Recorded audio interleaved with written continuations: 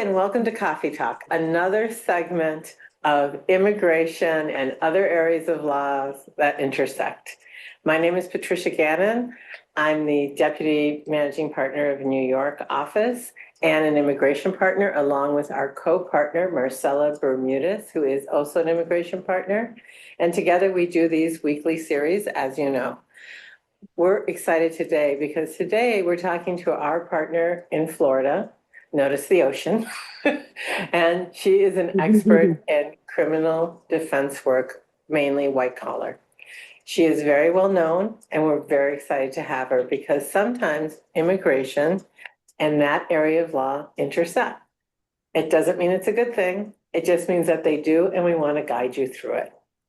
So some of the common questions we get from our corporate clients is, I don't know, Marcella, it's more about when immigration, ICE, comes into the workforce and they do not have a warrant and they want to go because a petition was filed with immigration, maybe it's an H, maybe it's a work visa, and they want to go and meet the people, explore the offices, and it's not for rental purposes. It's to see if there's any other persons in the office that are legal in the United States or have authorization to work or have other identification. And we kind of think, what is a public space? What's a private space? What do I do? What is the protocol for a company to follow when the receptionist is sitting there? And a lot of places in New York, at least, still have receptionists. For those who just do, virtual, what does the virtual or receptionist say when an ICE agent identifies themselves and says they want to talk to certain people, getting the names from the H's that were filed, and they would like to go into the back rooms in their offices? What is the protocol besides call, their internal calling system? And hopefully someone answers them. But let's say no one answers them and they're by themselves and they're looking at an officer fully suited, vested, maybe with scarves on their face. I mean, do they say, okay, or what is legal, what's not? It's a lot of pressure to put on someone. I think, what would you guys recommend? Thank you for that introduction, Patsy. I'm going to unfortunately have to give you the most legal of legal answers, and that is, it depends. Run. Fake heart attack. We can dip into that obviously further, but it depends on a variety of factors. Like you named at the onset, are we talking about a receptionist in an office building? Are we talking about a receptionist in a pseudo public area where you have consumers in and out, where you have employees in and out, where things are open? Or are we talking about a restricted access environment?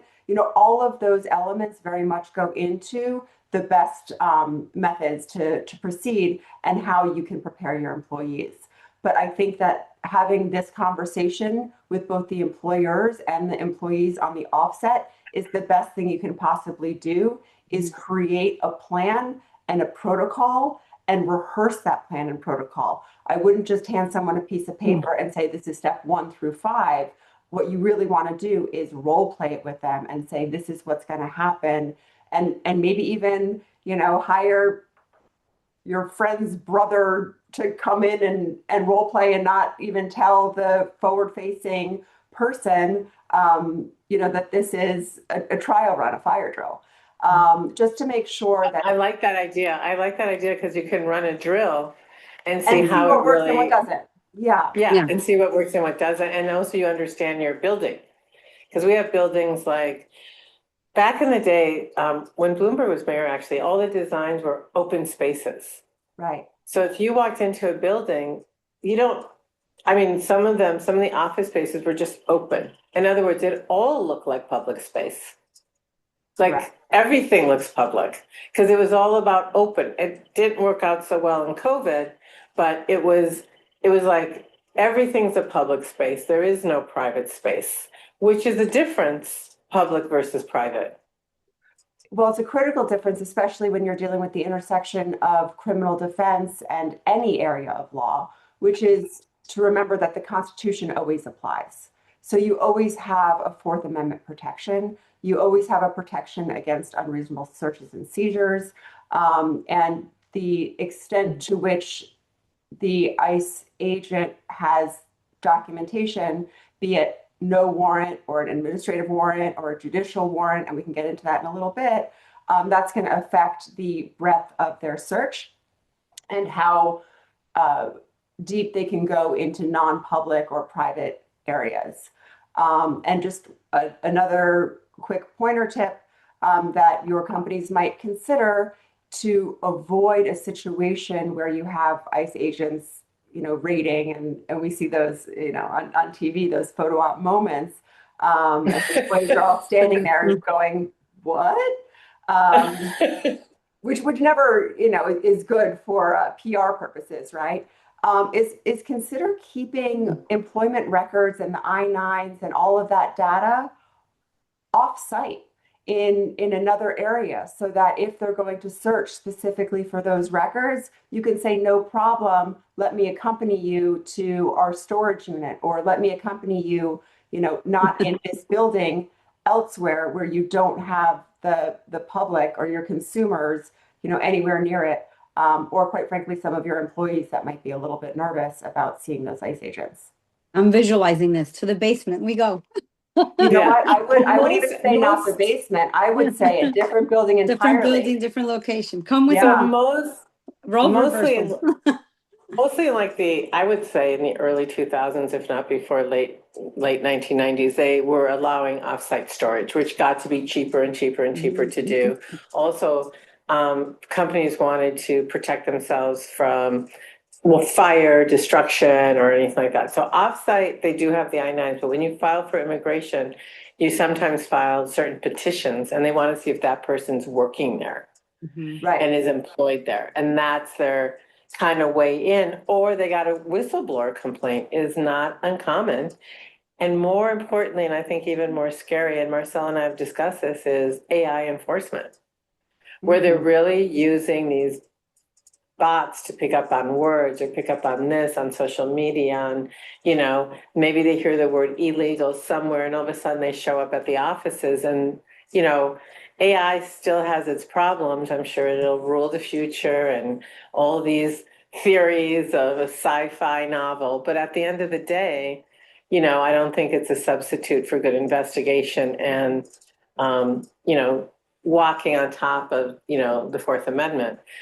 But to begin with, when someone's receptionist is there, she should ask for ID as a start, because who knows? You could have some clown dressed up as ICE. I mean, you could probably buy that at a Halloween party place, You absolutely can.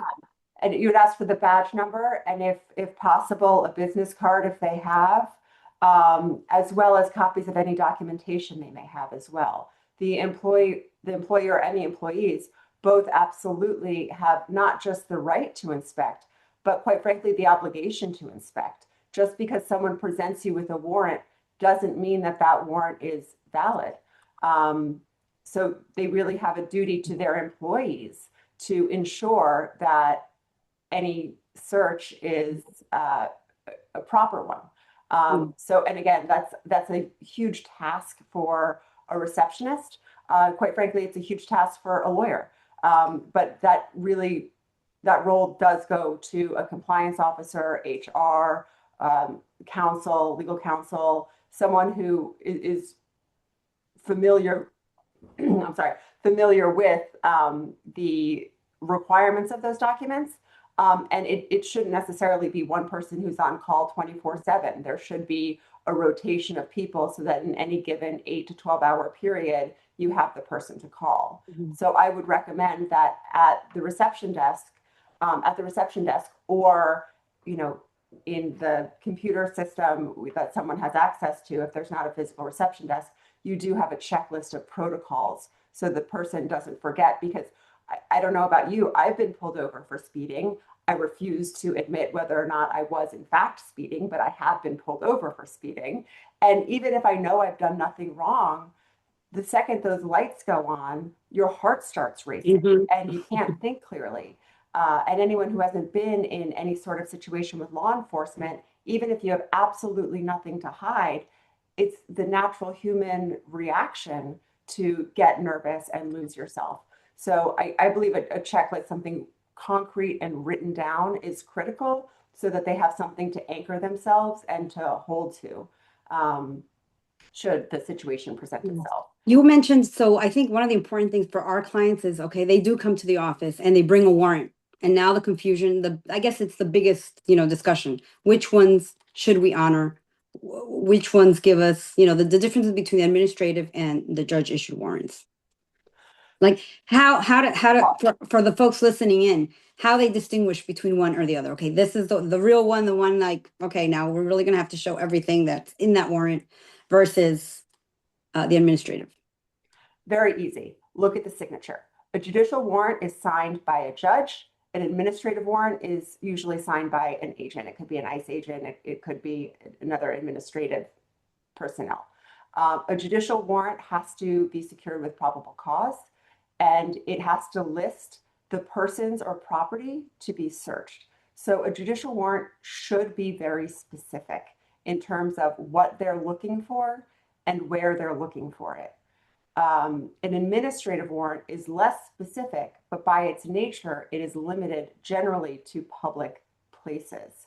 So if a ICE agent shows you a warrant, a purported warrant, that's not signed by a judge, you can accompany that ICE agent through the public places in the business, but they are not permitted in private places without probable cause, as found by a judge. Mhm.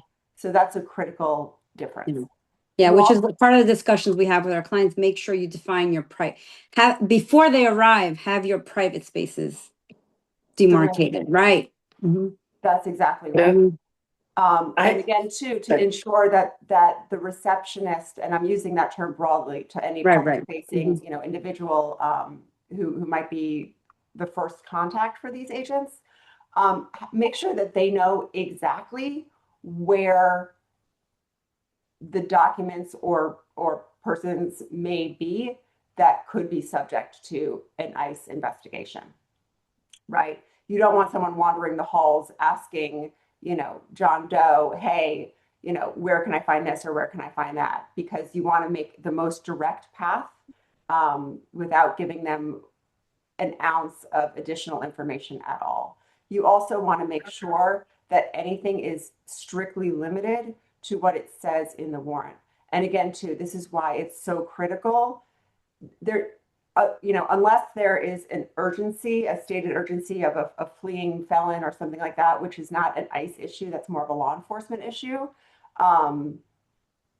where they're chasing someone. If they're not chasing someone and there's not an urgency, make sure that forward-facing individual knows that they can say to ICE, "We're going to cooperate. I need a minute." You need to take a Reassure moment, them.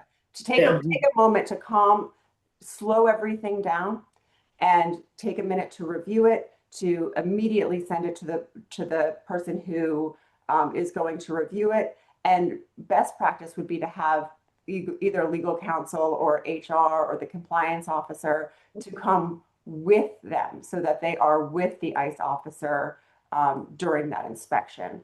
And again, too, preparation is key. So if you're talking about, an I-9 inspection, for example, make sure that you have all of your documents together. Make sure that you have those HR spreadsheets fully updated at all times: name, address, date of birth, accompanying documentation. Everything you need is in one place, easily accessible, because it's much easier to hand them a stack and say, "Here it is," than for them to say, "Wait a minute, we need to look for this," or "This is incomplete," and then, it becomes a larger issue.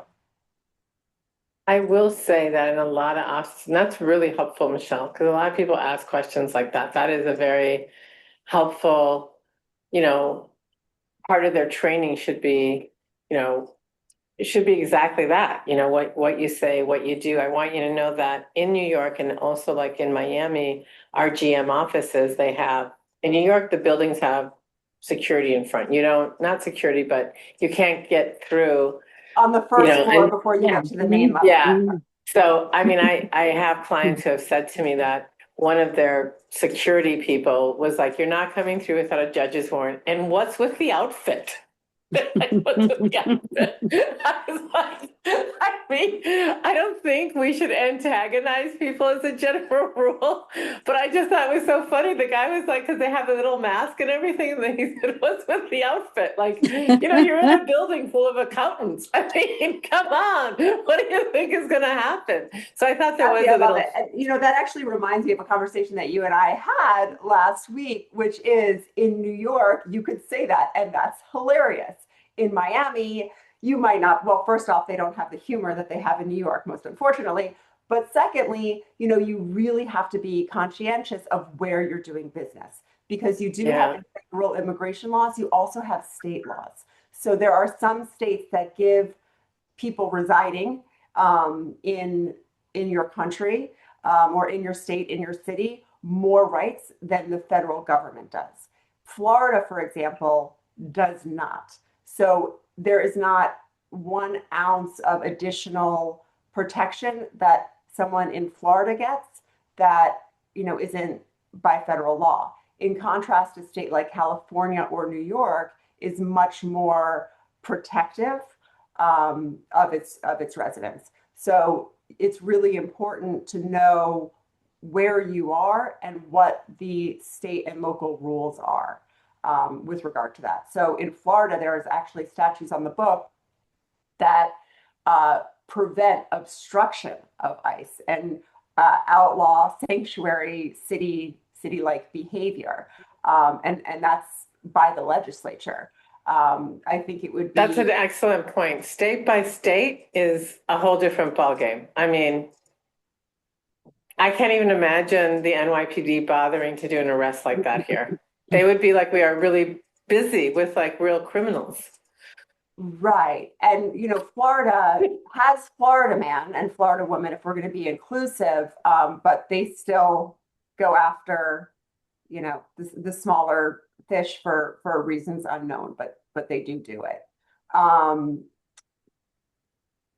So yeah, so I mean, you have to look at state and federal law in the location where you are. And if you have a situation, as I'm sure many of your clients are, where they have a larger corporation with various offices in different places, do they have a centralized records department? Do they have it on site? Do they have it off site? Do they have several off site based on, for example, if it was Greenspoon Marder, we have several offices in Florida. Are we keeping all of the records in Fort Lauderdale off site? Or are we keeping our Miami records off site in Miami or Fort Lauderdale off site somewhere else in Fort Lauderdale?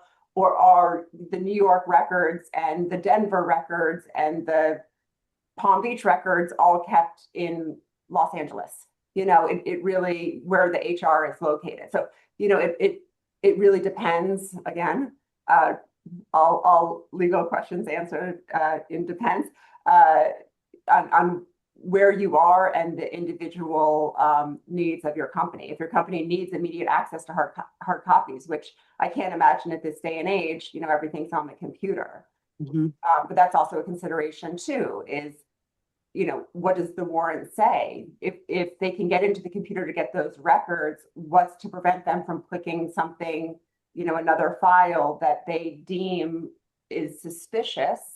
And again, too, that goes to the local and state laws on protections of employees and documentation and work files, et cetera, which comes down to, I'm sorry to ramble a little bit, but what comes down Yeah, to. you're not rambling. You're not rambling at all. It's very interesting and very important for our clients to understand that It comes down to there's where. distinctions everywhere. If you're in a Yeah. hospital, it's a different rule than just walking up to the lobby of our building going, hey, I'm ICE in case you didn't notice. And by my lack of facial recognition. yeah. Yeah, and it also depends on where you are, because you have to consider that the laws are only as powerful as the judges who enforce them. So if you're in a jurisdiction that tends to not restrict law enforcement activity, law enforcement can really get away with anything as long as the judges let them, right? So in New York, you're going to have a much more protective judiciary than you are in, especially northern Florida. And you have to weigh those concerns as well. And that also gets to, you know, what happens if ICE detains an employee, you know, the different actions that you can take as well to protect your employees and to protect your business. And to prepare them also, you also have the element where employees also want to know, okay, they're coming for me. They're in a public space, they can arrest me. As for my documentation, what are my rights? Right? Because you have it from the employer perspective, but you also have the concern from the employees. Correct. And that's where the Fourth Amendment Mhm. comes in, as well as the First Amendment. You have Yeah. the right to remain silent. Mhm. There's no obligation, be it law enforcement investigating an alleged crime or ICE, and they're investigating an alleged crime. They're investigating someone allegedly, you know, being an unlawful resident or being in this country unlawfully. So that is a criminal investigation. You know, it's under a different federal statute, but that's the core of it. But you still have the right to remain silent. You still have Mhm. the, you know, the right to be safe in your home, and you have the right to, you know, not have your person or documents searched and seized without due process. That doesn't get thrown out the window. One of the things, and I know we're running out of time, but I think we need a part two to this. And this part two, I think, will answer some of the other questions that we get from employers from a criminal place, which is really, what do we advise an employee in terms of, they constantly are asking us, do we even put in policies, you know, some of it is an employment law, but do we advise them to always carry their green card, which by law they should? Yeah, right. Or all their other documentations to show, do they put it in their phone anymore? Do they need the original? No one wants to go to a bar at night. You have people who are 25, 28 years old, they're students, or maybe, you know, and they're like, I don't carry my passport with me. I don't want to lose it, right? Because that's always the concern. I have it, everything is in, you know, digital. So there's a lot of questions about if I'm walking down the street. Now, some employers say we want to give them guidance, but we don't want to become part of their, you know, how much advice are we supposed to give, number one, but also number two, what is the advice that would give if we're outside now, the employer calls you and says, Michelle, a young associate here from, you know, Paris, working here at Greenspoon Marder. And they're like, they asked for ID. I didn't have it. What can I do? Oh my God, I've never taken a car ride with the police before. I mean, you know, those are the kind of things that they fear. And I think that's a part two kind of question, because Sure. there's, okay, they're in the building, and then your employee's off hours, Mhm. your employee is just, you know, going shopping at, you know, at the flea market or wherever, and all of a I don't sudden. think any self-respecting Parisian is at a flea market, but I like Yeah, your. you're right. But Actually, they might. They're still extremely stylish, regardless of where they get it. So actually, I'm going to correct myself there. No, I think that's definitely for part two. But that's tricky, right? Because you're also dealing with at what point is the employee still responsible when they're off the clock? But obviously, they care about their people, and you know they care about their people regardless of where they are. So we can dive deeper into that. I just, as a general principle, and again, too, it entirely depends on where you are.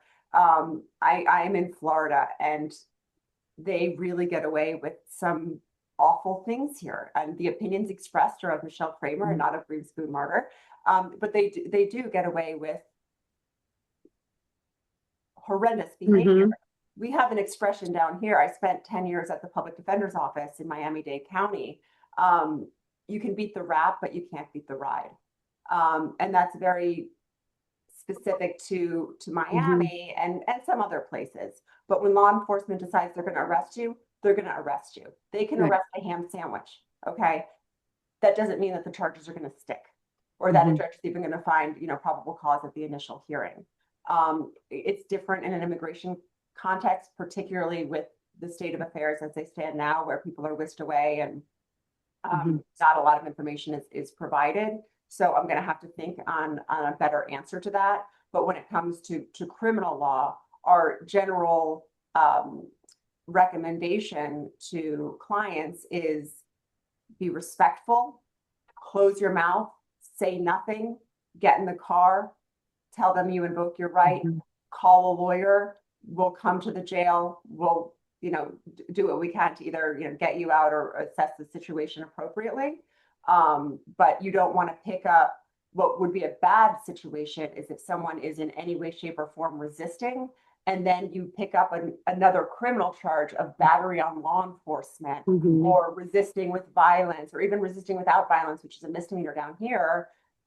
Because then you have to deal with both the immigration and adding to that, aside of saying nothing, right, to stay silent, is sign nothing from the immigration context. Correct. They always try to get, because when I get calls from friends that, I heard my neighbor got picked up, this and that, I'm like, sign nothing. And oftentimes by the time they relay that message, too late, they signed, because they scare them into signing their own orders for removal. So, correct. I actually had a client a while back who there was a search they didn't have a warrant, and they scared my client into signing a consent to search form in English, and he only spoke Spanish, and they didn't even give him an opportunity to attempt to read it. Not that it would have mattered, but they were threatening deportation if he didn't sign. So that's exactly right. They threaten if you do, but then they deport if you do. And they like to scare folks into complying. I mean, I will say, just to wrap it up, it's been really, our employers, they just want to follow the law. They want to protect their employees, are valuable to them. And they don't, they want to enforce the law, and they do. They have their records. They try everything to keep everything straight. But they also want to be treated with that same respect at the workforce. It's very distressful. Whether you're a banker or you're not, we're dealing with, fear doesn't have a salary attached to it. People can make $700,000 a year gone to MIT going, I'm worried, They're the same pain. I feel like we should have some sort of group therapy for here. Maybe that's, that's a side gig. I don't know. But I'm just saying there's no, whether you're running into Chase Manhattan Bank or you're going to God knows where on, some agricultural farm site, it's the same. It's the same questions, the same feeling, the same sense of safety. Sometimes I'd like to think the same concern for their employees. Absolutely. And on a human level, no one likes to, employees or not, even if you see someone being harassed on the street, anyone with a shred of empathy they're going to want to do something. But then you also know you might get involved, and is that really going to help the person, or is it just going to pull you in without benefiting? Is it going to make the situation worse? And I think for employees and employers as well, they want to do what's best for the company and what's best for their employees. And sometimes fighting and resisting can actually lead to worse consequences for their employees. So they want to truly be cognizant, again, of what is in front of them, what that mandates they do, and the proper protocol for managing that. That's really good. And we'll talk also whether they can take the employee's computer at that point, because, especially from an employer point of view, that's very important. Right. And that contains a lot of information that's outside of the realm of a warrant. And that would have to be a judicial warrant. I don't believe that could be absolutely. And also the phone. Correct. I mean, my work is on my phone as well. Hidden in this is some pretty intellectual things. Well, as a side note too, I worked at the Attorney General's office for some time, about 5 years. And we were strictly prohibited from sending any text message or any emails, anything that was work related from our phone, because Florida does have a comprehensive sunshine law. So if a citizen did a 119 request for anything about any, a specific case, in theory, they could get my private photos of my children because I sent a text message from my personal phone, and that would then open up my phone. Now, that's a very specific circumstance of a public employee, et cetera, Yeah, but still, that's very important careful. information to know. And Yeah. important information that we are going to do when we do our part 2 of this, because that is very important, But I'm sorry we have to wrap it up, but it's just coffee talk. And with that, We thank can't you. thank you, Michelle, for being here. It is Thank really, you for including me. This was it was really great wonderful. to have you here and answer these questions, and we're going to have you back. And we really, really do think at this time, we do get a lot of questions like this all the time. It's very, very important. And things change. State laws change, things are updated, new things on the horizon every day. There's a push to expand and a push not to. So these are really good. Marcella, closing remarks?